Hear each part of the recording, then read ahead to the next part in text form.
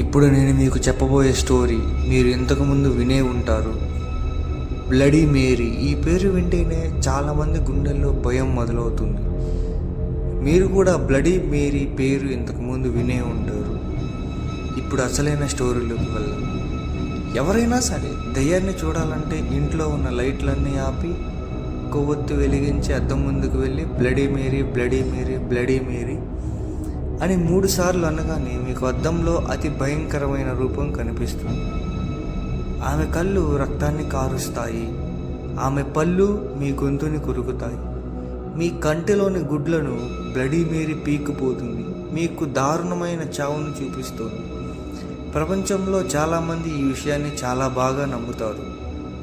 చాలామంది జీవితంలో బ్లడీ మేరీని స్వయంగా చూసామని చెప్పేవాళ్ళు ఉన్నారు.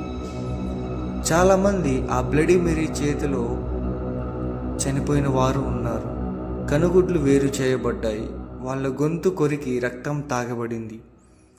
ఇప్పుడు బ్లడీ మేరీ రియల్ స్టోరీ గురించి తెలుసుకుందాం. చాలా రోజుల క్రితం మేరీ అనే అమ్మాయి ఉండేది.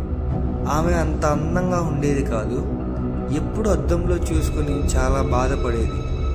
అయితే ఒకరోజు వాళ్ళమ్మ తన కోసం కొత్త బట్టలు తీసుకుని వచ్చింది. ఆ బట్టలు వేసుకొని మేరీ చాలా అందంగా ఉన్నానని భావించేది. ఎప్పుడు ఆ బట్టలు వేసుకొని అద్దం ముందు కూర్చొని చూసుకుంటూ ఉండేది.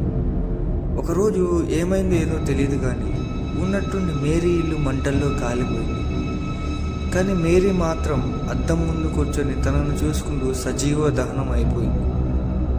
అప్పటి నుండి అద్దం ముందు ఎవరు ఆమె పేరు తలుచుకున్నా వారిని చంపడం మొదలుపెట్టింది. బ్లడీ మేరీ ఇంకా కథ కూడా ప్రాచుర్యంలో ఉంది. అది ఏమిటంటే బ్లడీ మేరీ ఒక మంత్రగత్తె. ఆమె అందంగా తయారవడం కోసం ఆడవాళ్ళను చంపి వాళ్ళ రక్తంతో స్నానం చేసేది. ఈ విషయం చుట్టుపక్క వాళ్ళకి తెలిసి బ్లడీ మేరీని అందరూ కాల్చి చంపేసేవారు.